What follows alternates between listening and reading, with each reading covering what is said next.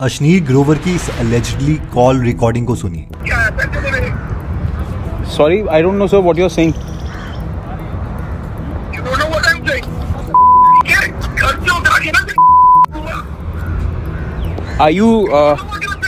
Are you drunk, sir, by any chance? यहाँ पर Kotak Mahindra bank के एक एम्प्लॉय को गालियां दी जा रही हैं और इवन उनका एनकाउंटर करवाने की धमकियां दी जा रही हैं।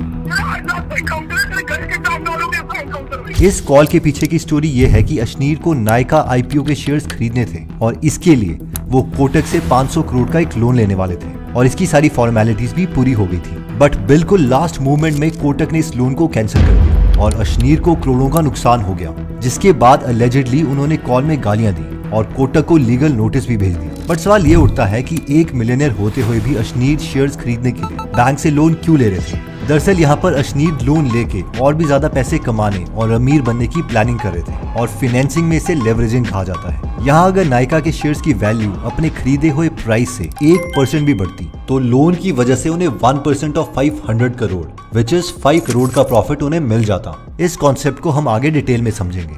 अब हम में से कई लोग ये सोचते होंगे कि लोन लेना तो एक बैड आइडिया है और भला लोन लेके कोई पैसे कैसे कमा सकता है। बट हम ऐसा इसलिए बोल रहे हैं क्योंकि हम में से ज्यादातर लोग ये नहीं जानते कि दुनिया के रिचेस्ट लोग अमीर बनने के लिए सबसे ज्यादा लोन्स का ही इस्तेमाल करते हैं। बट हमारे लिए ये भी जानना जरूरी है कि ज्यादातर इंडियन लोन्स लेने से डरते क्यों हैं और क्या रीजन है कि मिडिल क्लास लोग लोन्स को नेगेटिवली देखते हैं। इसे समझने के लिए इस डेटा को देखिए। यहाँ पर पर्सनल लोन सबसे ज्यादा पॉपुलर है और इसके साथ ही आज मैक्सिमम इंडियंस कार लोन्स और क्रेडिट कार्ड लोन्स भी ले रहे हैं और ये सारे लोन्स बैड डेट की कैटेगरी में आते हैं, जिसका मतलब है कि हम ये लोन्स लेके लायबिलिटीज खरीद रहे हैं जिसके बदले हमारी कोई इनकम जनरेट होती ही नहीं। उल्टा इसके लिए हमें हमारी जेब से एडिशनल पैसे खर्च करने पड़ते हैं। फॉर एग्जाम्पल, एक रिसेंट सर्वे के अकॉर्डिंग आज हर 5 में से 1 इंडियन अपने ट्रेवल के बिल्स पे करने के लिए पर्सनल लोन ले रहे हैं और 10% इंडियंस तो अपने ईएमआई और क्रेडिट कार्ड्स के ड्यूज भरने के लिए लोन ले रहे हैं। वहीं दूसरी तरफ अमीर लोग लोन्स लेके अपने लिए कोई बंगलो या कार नहीं खरीदते, बल्कि इस लोन से वो एसेट्स खरीदते हैं जिससे वो और ज्यादा अमीर बन पाए।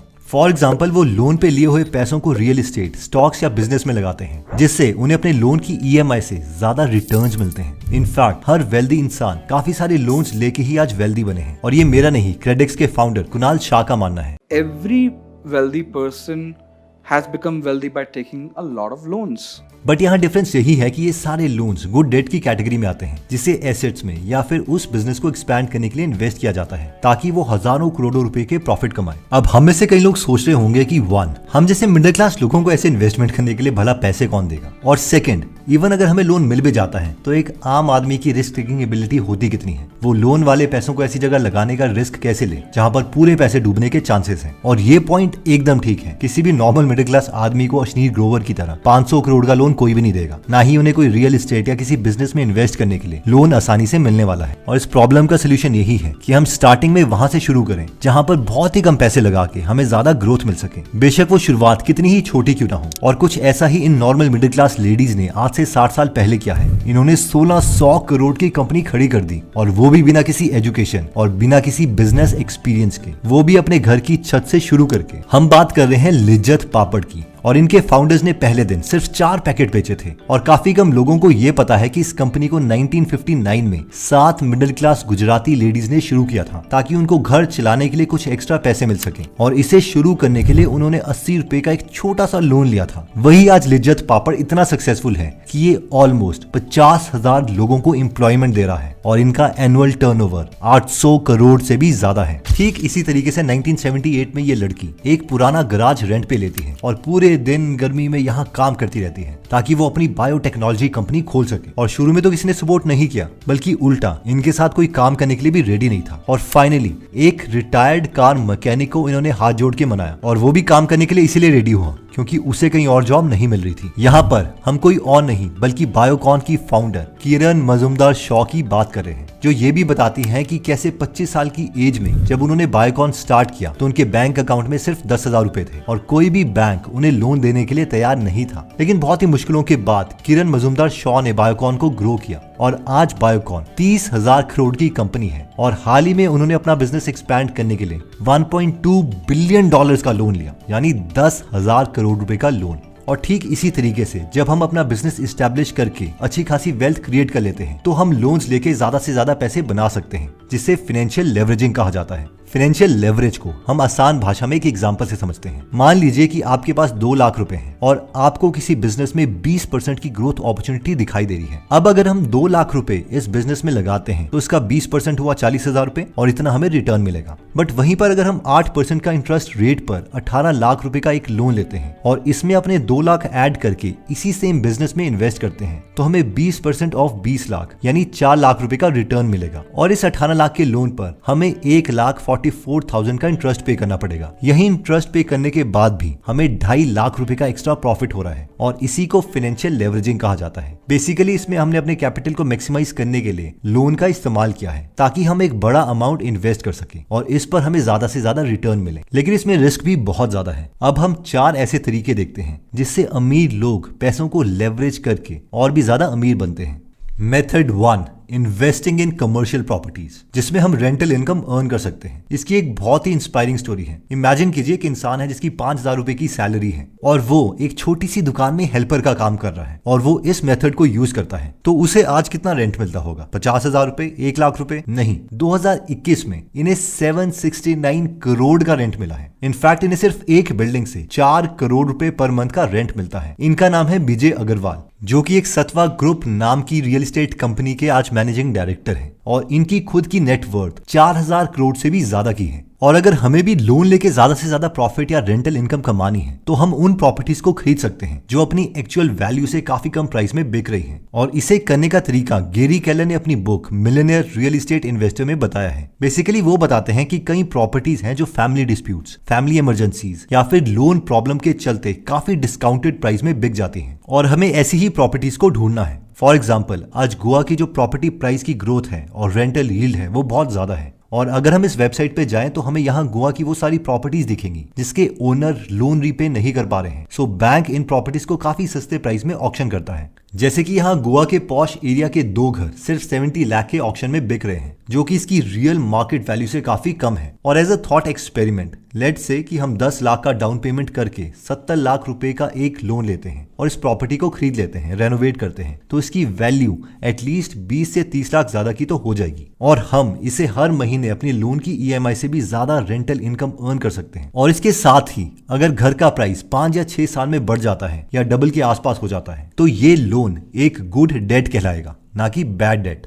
गैरी केलर ने अपनी इस बुक में और भी बहुत ज्यादा एग्जाम्पल दिए हैं जो कि आप गीगल एप्लीकेशन में जाके सुन सकते हैं। गीगल ऐप में 200 से ज्यादा बुक समरीज फ्री में अवेलेबल है जिन्हें आप पढ़ भी सकते हैं और सुन भी सकते हैं और हर हफ्ते हम इसमें एक फ्री बुक समरी ऐड करते रहते हैं। तो अगर आप इस ऐप में इंटरेस्टेड हैं तो इसका लिंक मैं डिस्क्रिप्शन और फर्स्ट कमेंट में दे दूंगा। एनीवेज, देखिए रियल एस्टेट में अपॉर्चुनिटीज इतनी ज्यादा है कि इवन बिलियनर्स भी लोन लेके रियल एस्टेट इन्वेस्टिंग से पैसा कमाते हैं। जैसे कि इलॉन मस्क ने पिछले कुछ साल में ही कैलिफोर्निया में 7 प्रॉपर्टीज खरीदी जिसके लिए उन्होंने बैंक से लोन लिया और हाल ही में उन्होंने इन सभी प्रॉपर्टीज को सेल कर दिया जिसमें उन्हें $25 मिलियन का प्रॉफिट हुआ।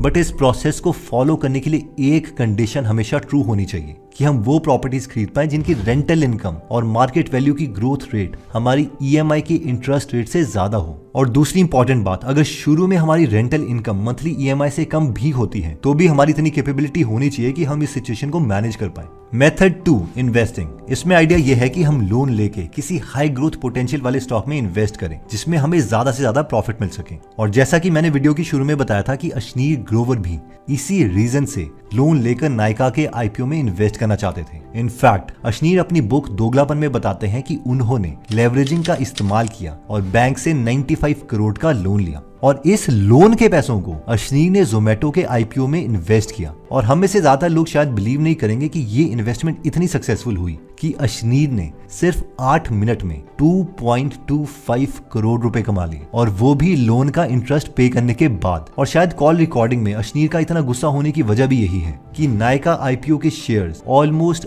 80% गेन के साथ लिस्ट हुए थे और अगर उन्हें टाइम में लोन मिल जाता तो उनके पैसे ऑलमोस्ट डबल हो जाते। बट लोन लेके इन्वेस्टिंग करने में जितना ज्यादा प्रॉफिट है इसमें रिस्क भी उतना ज्यादा है। ऑल्सो जहां अश्नीर जैसे इन्वेस्टर्स के पास मिलियंस ऑफ डॉलर्स की वेल्थ है, वहीं दूसरी तरफ हम जैसे मिडिल क्लास इन्वेस्टर अगर थोड़ी बहुत वेल्थ इकट्ठा कर भी लेते हैं तो भी हम लोन लेके स्टॉक मार्केट जैसी रिस्की जगह में इन्वेस्ट नहीं कर सकते क्योंकि हम में से ज्यादातर लोगों को नॉलेज भी कम है और साथ में चांसेस भी यही है कि इससे हमारे सारे पैसे डूब जाएंगे। मेथड 3, बट अगर हम रियल इस्टेट और स्टॉक की उतनी नॉलेज नहीं रखते हैं तो हम लेवरेजिंग का इस्तेमाल अपने बिजनेस प्रॉफिट्स को बढ़ाने के लिए कर सकते हैं। और इसमें 2 तरीकों से हम लोन लेके अपने बिजनेस को एक्सपैंड कर सकते हैं। पहला तरीका यह है कि जैसे हाल ही में मुकेश अंबानी ने $5 बिलियन का एक लोन लिया, जो अब तक की हिस्ट्री में इंडिया का सबसे बड़ा कॉर्पोरेट लोन है। बेसिकली उन्होंने ये लोन अपने बिजनेस को एक्सपैंड करने के लिए और पूरे देश में 5G नेटवर्क को बढ़ाने के लिए लिया है। इवन वेदांता ग्रुप के चेयरमैन और फाउंडर अनिल अग्रवाल भी ये बताते हैं कि कैसे जब वो अपना माइनिंग बिजनेस ग्रो करना चाह रहे थे तो उन्हें कोई 50 लाख का लोन भी नहीं दे रहा था। तो अनिल अग्रवाल जी ने धीरूभाई अंबानी जी को अप्रोच किया और उन्हें एक पार्टी में बुलाकर उस बैंक के मैनेजर से मिलवाया, जिसके बाद वो बैंक मैनेजर इतना इंप्रेस्ड हो गया कि उन्होंने अनिल अग्रवाल जी को 50 लाख का लोन दे दिया। और आज वेदांता ग्रुप इंडिया की सबसे बड़ी माइनिंग कंपनीज में से एक है और अनिल अग्रवाल जी खुद एक बिलियनर है। सो अगर हमें अपने एग्जिस्टिंग बिजनेस में स्कोप दिखता है और अगर हमें इसमें लोन का इंटरेस्ट रेट से डबल या इवन ट्रिपल वाली ग्रोथ अपॉर्चुनिटी दिखती है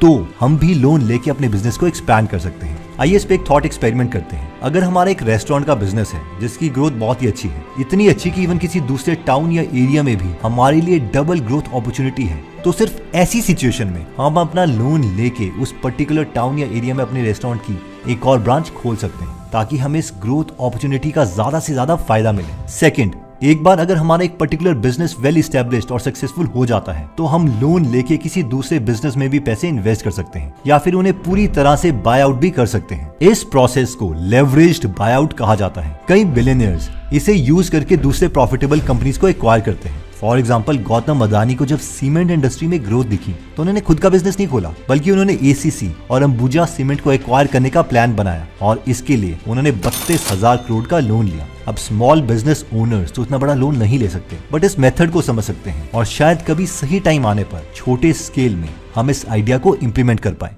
मेथड 4, लास्टली, अमीर लोग लोन का इस्तेमाल सिर्फ पैसे बनाने के लिए नहीं बल्कि टैक्सेस बचाने के लिए भी करते हैं। फॉर एग्जाम्पल, दुनिया के सबसे रिचेस्ट लोगों में से एक इलॉन मस्क ऑलमोस्ट ना के बराबर टैक्सेस भरते थे। इसलिए इलॉन मस्क अपने कंपनी से कोई सैलरी नहीं लेते बल्कि इसके बदले वो अपनी कंपनीज के स्टॉक्स को ही एज अ पेमेंट एक्सेप्ट करते हैं, जिसकी ऑन पेपर वैल्यू हर साल $बिलियन है। बट क्योंकि वो इन स्टॉक्स को बेचते नहीं है इसलिए गवर्नमेंट इसे इनकम नहीं मानती और इसलिए इन्हें इस इनकम पर कोई टैक्स नहीं देना पड़ता। इसे बेचने के बजाय वो बैंक के पास जाते हैं और उन्हें कहते हैं कि मुझे मेरे स्टॉक्स के बदले कम इंटरेस्ट वाला एक लोन दे दो ताकि मैं अपने खर्चे चला सकूं। और क्योंकि उनके शेयर की वैल्यू 20 से 30% हर साल इंक्रीज होती है तो वो बार बार अपने लोन को रीफाइनेंस करते हैं। सो बेसिकली वो एंड में ऑलमोस्ट 0 टैक्स पे करते हैं। ऊपर से ऐसे लोन पर कोई टैक्स भी नहीं लगता और अगर हम किसी कंपनी को ओन करते हैं तो हम भी ऐसे लोन लेके अपने टैक्सेस मिनिमाइज कर सकते हैं और इसे और भी कई एसेट्स खरीद सकते हैं। इन कंक्लूजन, इस वीडियो में हमने ये समझने की कोशिश की कि कैसे दुनिया के सबसे रिचेस्ट लोग लोन लेके ही अमीर बनते हैं और कैसे वो अपने पैसे को लेवरेज करके और भी ज्यादा पैसे कमाते हैं। बट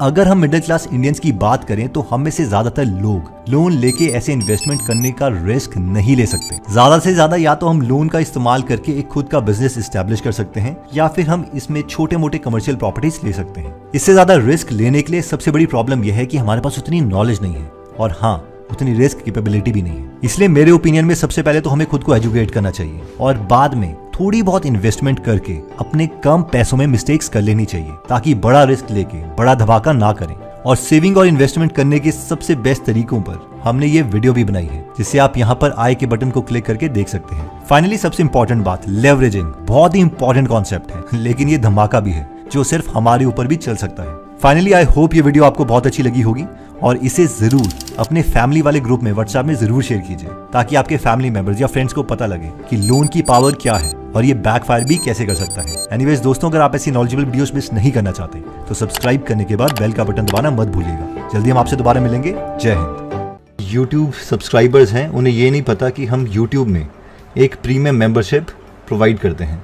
फॉर एग्जाम्पल, अगर अभी आप यहाँ पर इसे ज्वाइन करते हैं तो आपको 3 कोर्सेज मिलेंगे एंटर करते ही। पहला है डिजिटल मार्केटिंग कॉपीराइटिंग कोर्स जो कि 4-4.5 घंटे का है। उसके बाद ChatGPT और स्टेबल डिफ्यूजन कोर्स और finally YouTube course premium members के लिए जिसमें स्क्रिप्ट राइटिंग है और इसमें यह भी बताया गया कि किस तरीके से हम थंबनेल बनाते हैं एंड सो ऑन। और इसका अगर प्राइस देखें तो वो कुछ इस तरीके से है 159 रुपीज़ पर मंथ। ये इतना चीप हम इसलिए प्रोवाइड कर पा रहे हैं क्योंकि इस अमाउंट में से जो यूट्यूब है वो अप्रॉक्सीमेटली 45% ले लेता है, बाकी 90 रुपीज़ जो है वो हमें मिलते हैं। लेकिन इसके बदले हमें कोई टेक्निकल टीम मैनेज नहीं करनी पड़ती और बाकी जो चीज़ें हैं जैसे कि सर्वर कॉस्ट एक्सेट्रा वो मैनेज नहीं करना पड़ता। तो हमारे अकॉर्डिंग ये सबसे अफोर्डेबल एजुकेशन है जो हम प्रोवाइड कर रहे हैं। तो अगर आप इसमें इंटरेस्टेड हैं तो आप इससे मेंबरशिप को ले सकते हैं और हर महीने हम इसमें एक कोर्स ऐड करते रहते हैं। Thank you so much.